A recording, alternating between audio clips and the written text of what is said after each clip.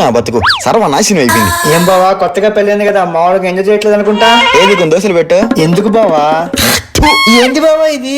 Enjoyment రా enjoyment తీసుకుని బాగా వాడుకో. చిచ్చి ఇదేం ఎంజాయ్మెంట్ బావా? దీన్ని చేసుకున్నప్పటి నుంచి నా మొహం మీద నేనే ఊసుకోవాల్సి వస్తుందిరా. ఏమండి ఏమైంది ఏడా ఉన్నా వస్తున్నా. ఏరా నీకు కూడా కొత్తగా పెళ్ళయింది కదా, బాగా ఎంజాయ్ చేస్తున్నావా? ఓ సూపర్ గా ఎంజాయ్ చేస్తున్నాను ఆంటీ. నువ్వెంత ఎంజాయ్ చేస్తున్నావో నీ మొహంలో కనిపిస్తుంది. కానీ మా వాడికి కూడా కొత్తగా పెళ్ళయింది కదా, వాడు కూడా ఎంజాయ్ చేయాలి కదా.